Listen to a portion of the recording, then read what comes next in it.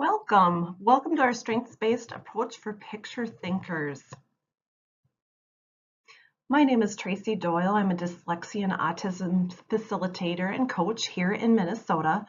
A little bit about myself. I've been in education for about 18 years and decided to look further into dyslexia and autism after my son was struggling with reading in about first grade. He had gone through intervention after intervention and nothing seemed to be working.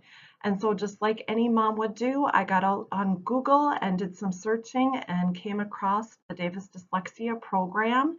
And from there, after he went through his program, I decided I needed to look into getting some certification and a licensure.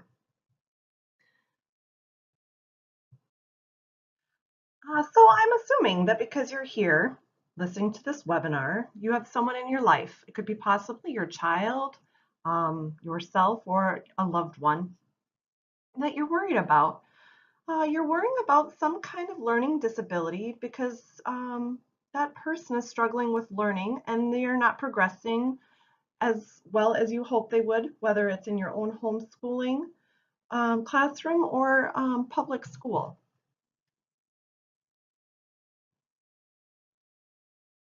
So today I'd like to tell you a story, but I'd like it to be your story. Let's set the scenario. You're concerned about one of your kiddos and you've made the decision to give me a call and I answer the phone. You introduce yourself and then what would you tell me about your child? What do you consider to be the most important thing you would want me to know about your child? So just take a moment and think, what would that be?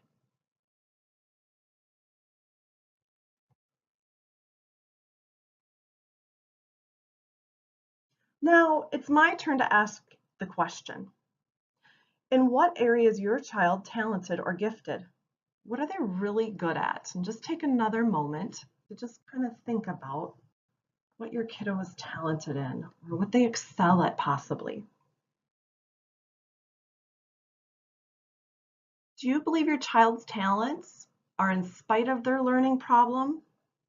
Or possibly is there a connection between their learning problem and their talent?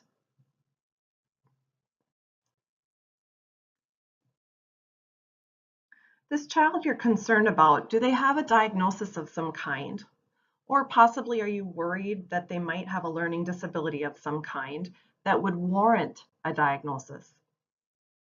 How many of you are concerned about a reading problem or dyslexia, or possibly ADD or ADHD, or even concerned about the possibility of a diagnosis of autism?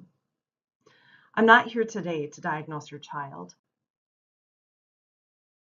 I actually do not care for diagnostic labels. May I say that again? I don't like diagnostic labels we use in education.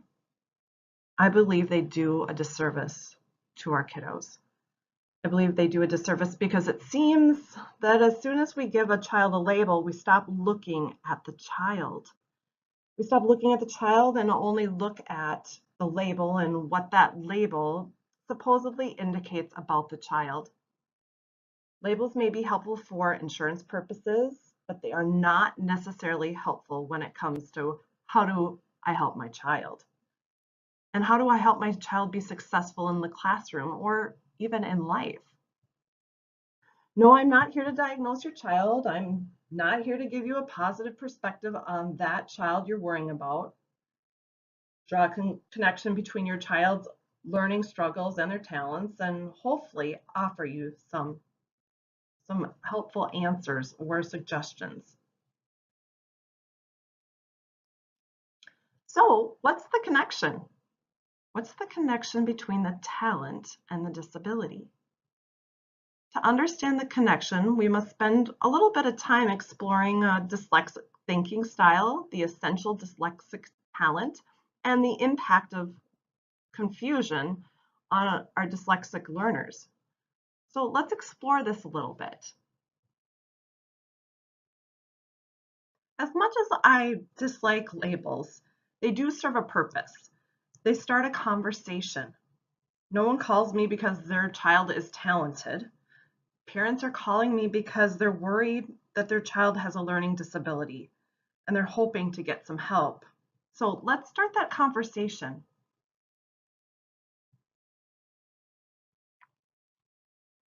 I believe that individuals who are diagnosed or could be diagnosed with dyslexia, ADD, ADHD, or autism can and do have overlapping characteristics. If we create the Venn diagram, we can visualize this reality. Look at the very center of the diagram, right where that question mark is. As we look right in the middle of the Venn diagram, we can see that there is a central characteristic common to all three.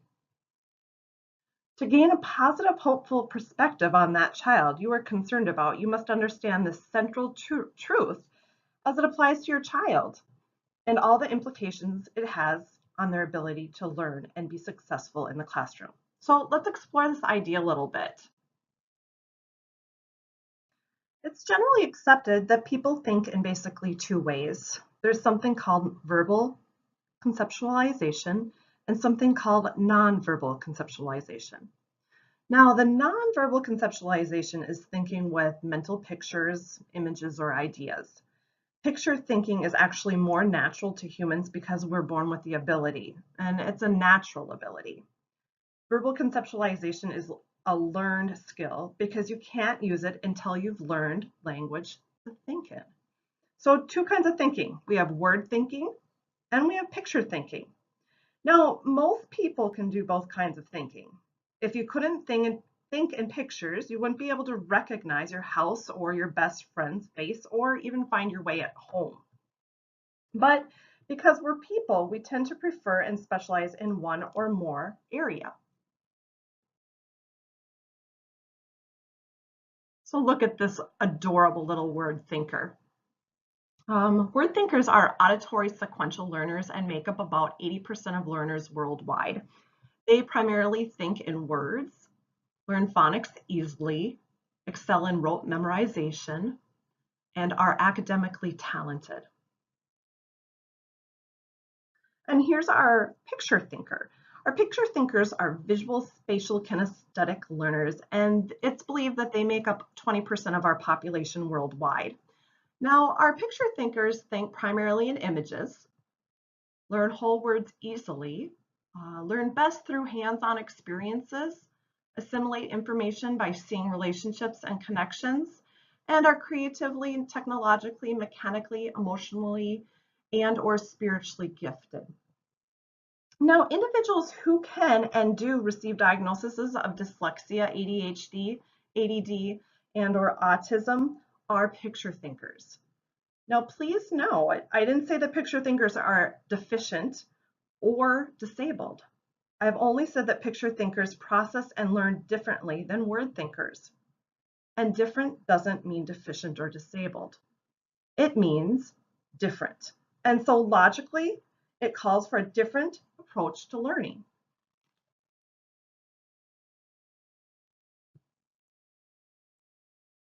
Ron Davis considers the essential talent of a picture thinker who can be labeled with a disability, an ability, a gift, if you will.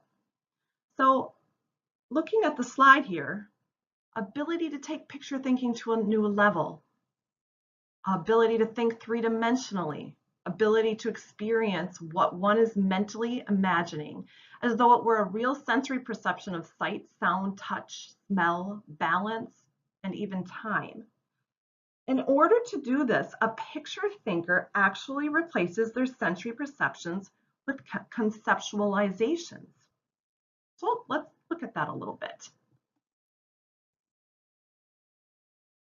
So perception is information that comes into the brain through the sensory organs or channels. A conceptualization is an image, an idea, or concept that is created in the mind, and the act of mentally creating it. So let's play a little bit with our imaginations. Just for a moment, close your eyes And I'd like you to imagine an elephant.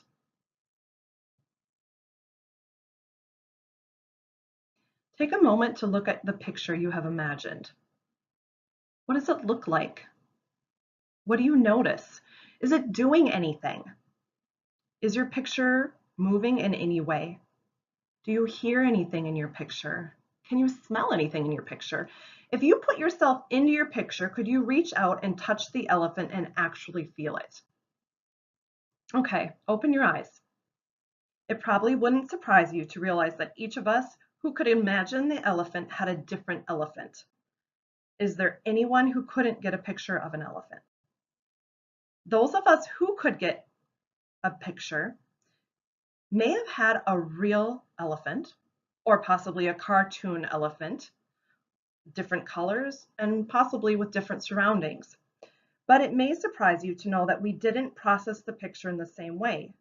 So, statistically speaking, if we would ask 10 random people to do this little experiment, this probably is what would happen. 2 people would say no, that they don't get a picture in their mind. It's difficult or impossible to do so for these 2 people. My question to you, does that surprise any of you? No pictures.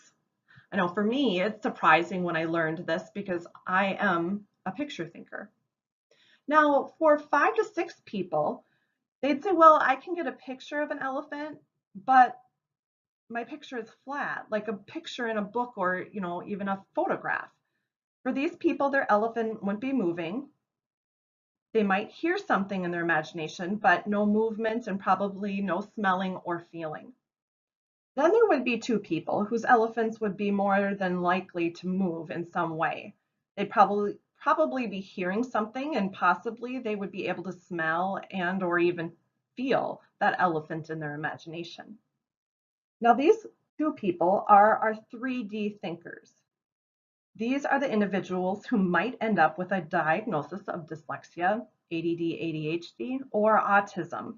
But frankly, they can probably do everything I can do and even more. Seems a little unfair to burden them with a label. Seems like it would be more fair or more productive to figure out how they think and process information and then teach them the way they learn.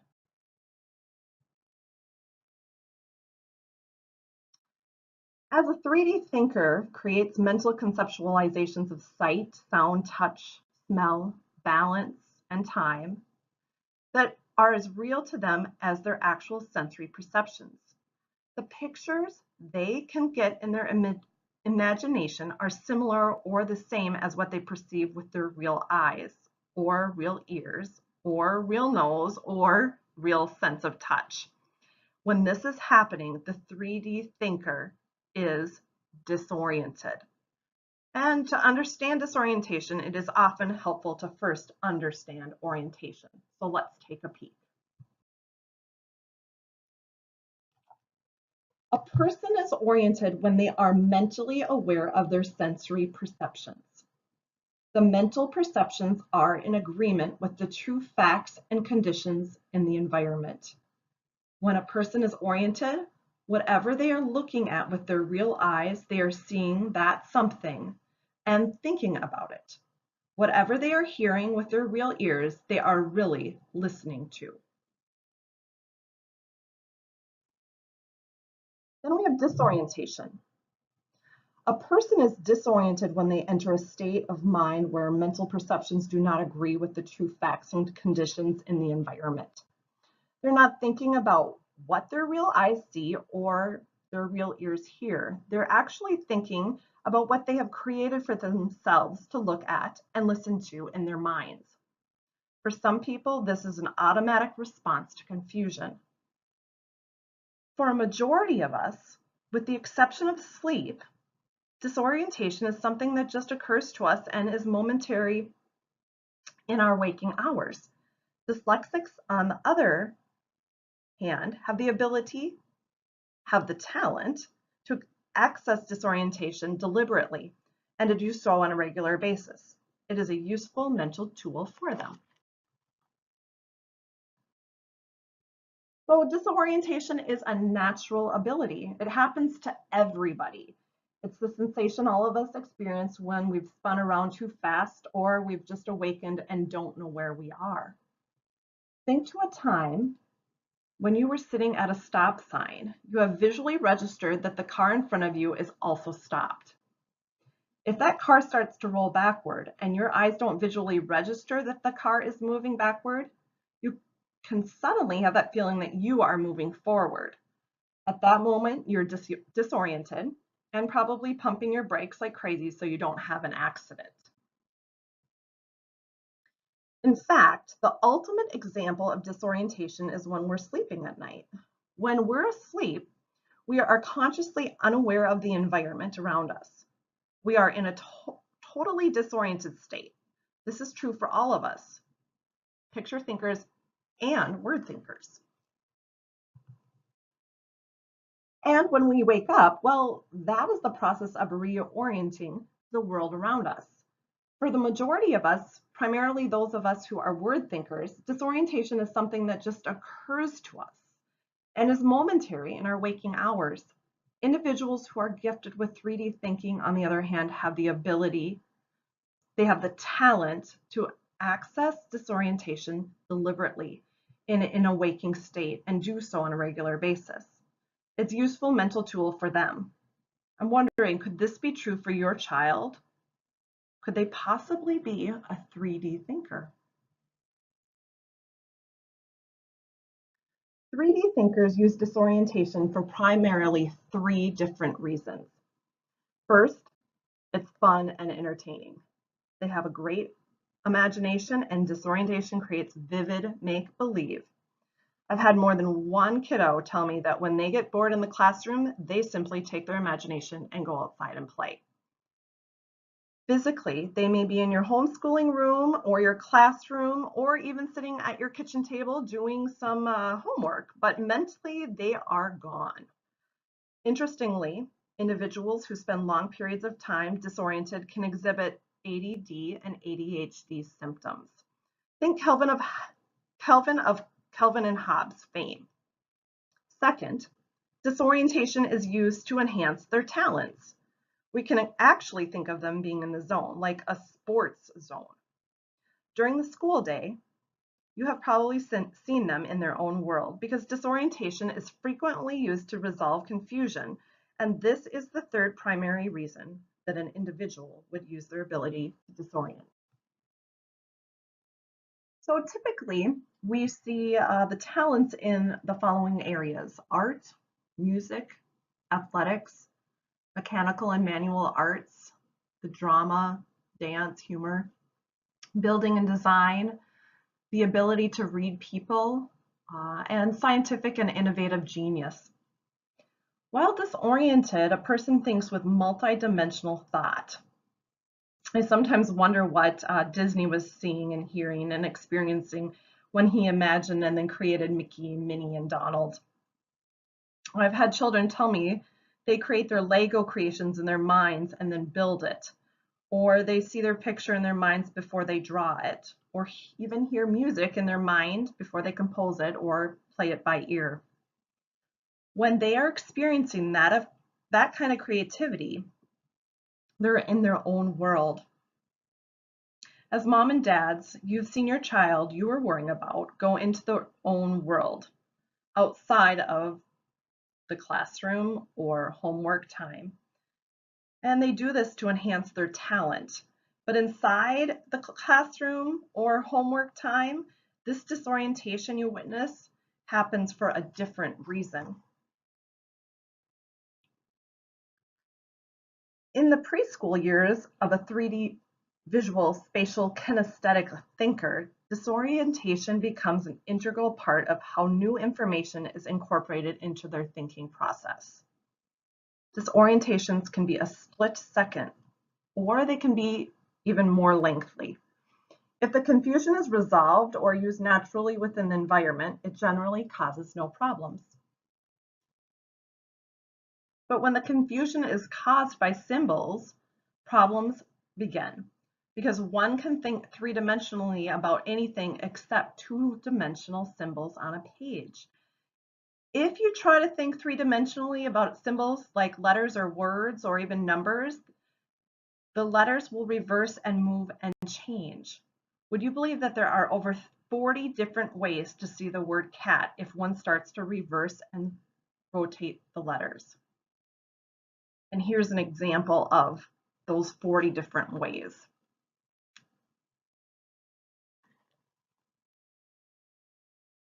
So if a child becomes confused in the classroom, and if the disorientation is not resolved, the child is caught in a state of prolonged confusion. Then they are forced to learn new information and assimilate this information while in a state of confusion. That's when the learning disability symptoms begin to develop and manifest themselves. There are literally thousands of learning disability symptoms that can result from disorientation and a 3D thinker's personal reaction to confusion. So the severity and the degree of these symptoms varies from person to person and from one time to another. The greatest consistency is that they are inconsistent.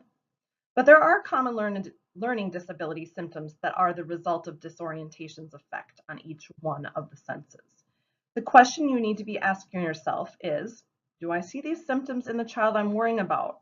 Not all the time, but some of the time. When vision is affected by disorientation, your child may change or reverse letters or numbers, spell incorrectly or inconsistently, skip and miss words or even lines when reading and writing. They may see letters and numbers move, disappear, or even shrink or grow. They may alter words while reading or even ignore punctuation.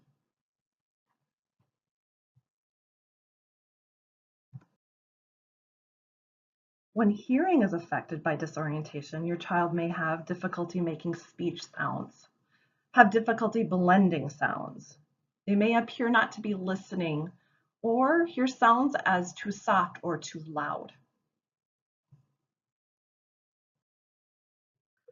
When the sense of balance is affected by disorientation, your kiddo may experience dizziness or nausea while reading, have trouble sitting still. They may have a poor sense of direction or difficulty with handwriting, or even have balance and coordination problems. Now, when the sense of time is affected by disorientation, these are the things that possibly could happen. Appear hyperactive, appear lethargic, struggle with math, have difficulty telling time, be chronically late, daydream excessively, have trouble with sequencing, and lose train of thought easily. Okay, so if disorientation can have this negative effect on the sensory perceptions, there's one logical solution, and that is to stop or turn off disorientation and resolve the confusion in a different way. And as simple as that sounds, that's exactly the beginning process of the strategies we use. We teach the 3D learner to turn off disorientation, to control their orientation, and to resolve their confusion in a more effective way so that learning disability symptoms can be eliminated. Okay, are you still with me? Is this all starting to make sense? To possibly be the explanation of what you observe in your child. If I stop right now with the discussion of disorientation, you might walk away with the idea that disorientation is the bad guy, that it's the disability, that it needs to be eliminated. But no, I stated earlier that disorientation enhances the talent in the individual who possesses the ability. Ron Davis sees the ability to disorient as the essential gift of the individual who may develop the symptoms we long to eradicate from our child's life. Okay, so now I'm confused. Is it a gift or a disability? If on one hand it creates what we think of as a learning disability, but on the other hand it allows a person to demonstrate exceptional talent, what are we supposed to do? Are we forced to choose? Good question. The answer is no. Every program begins with helping an individual to understand their gift.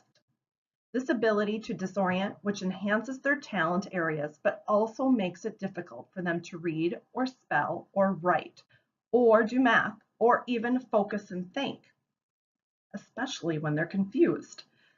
That can make them appear hyperactive, impulsive, inattentive, resulting in a difficult behavior patterns that seem impossible to change. That can take them so deep into their own world that they seem lost to us.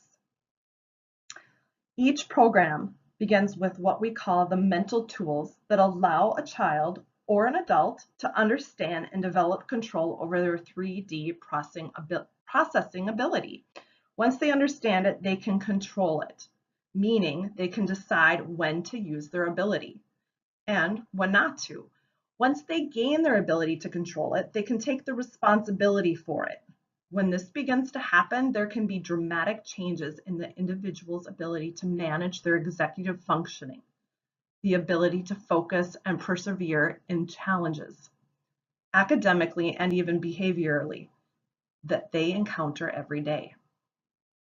Once disorientation is understood and under control, the problems that disorientation has created can be individually addressed.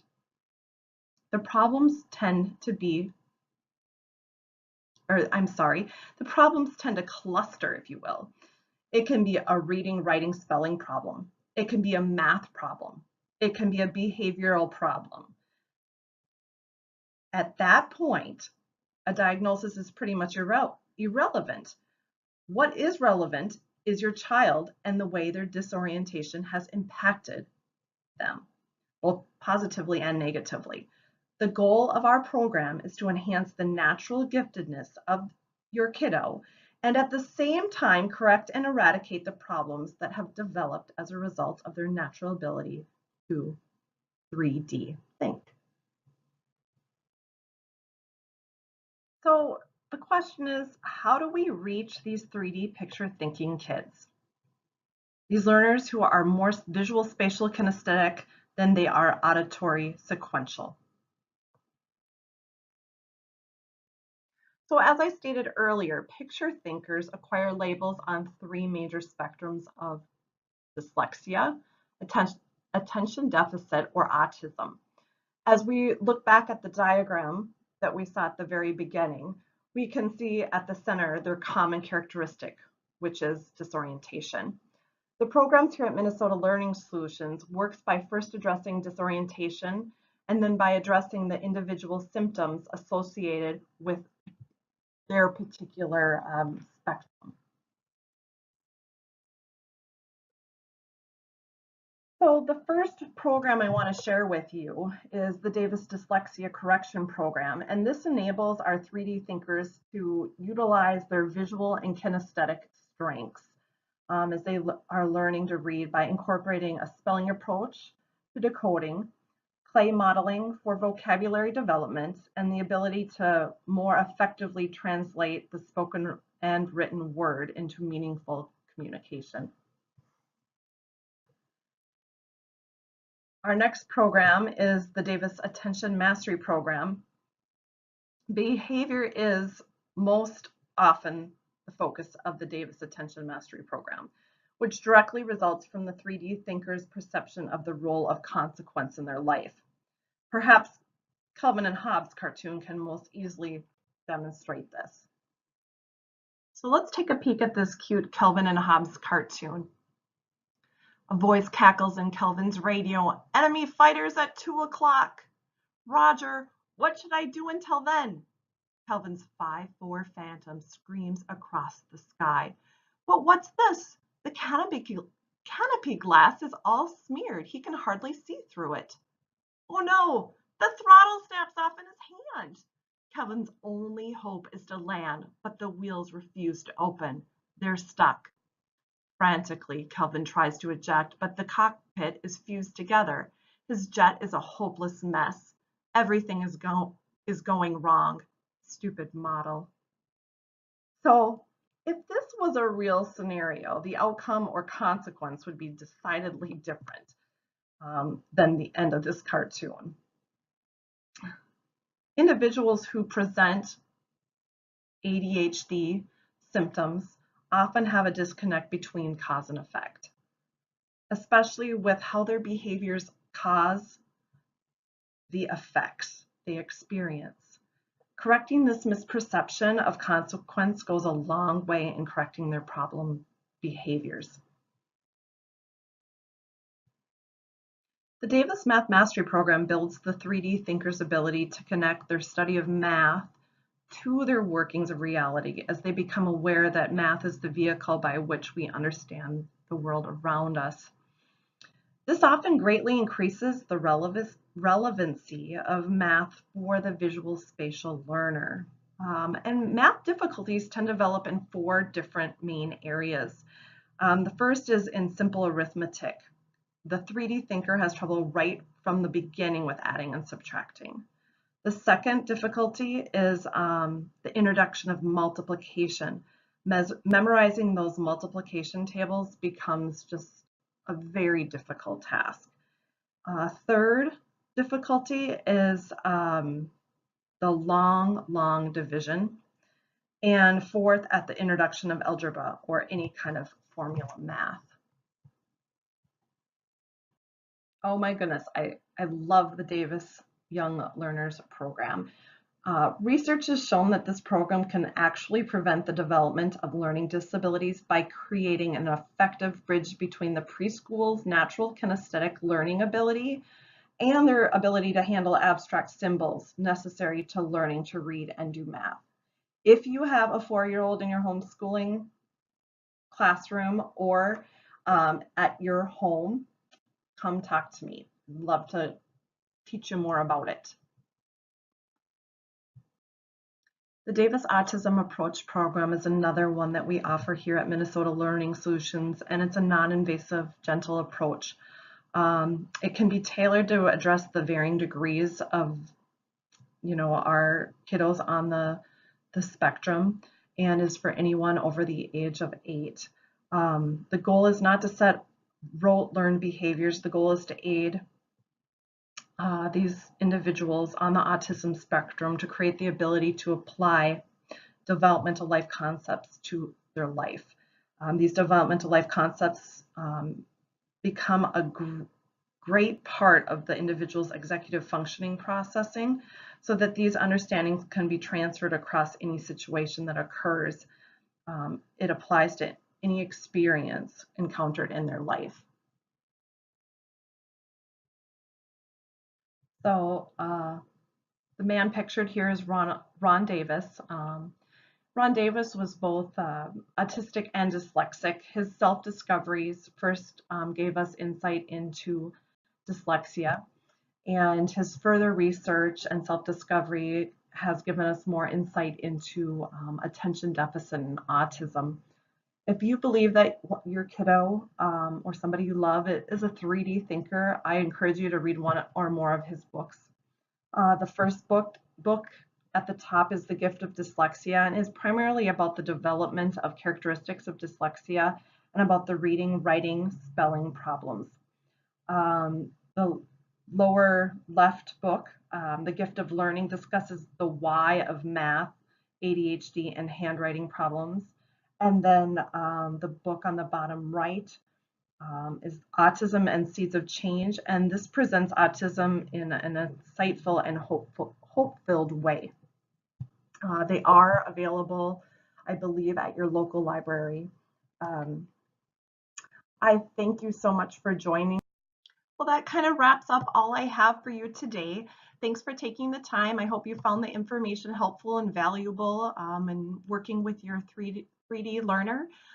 Please feel free to contact me with any questions or if I can be of any service. My number is below on the screen, and my website is minnesotalearningsolutions.com. Wishing you all the best.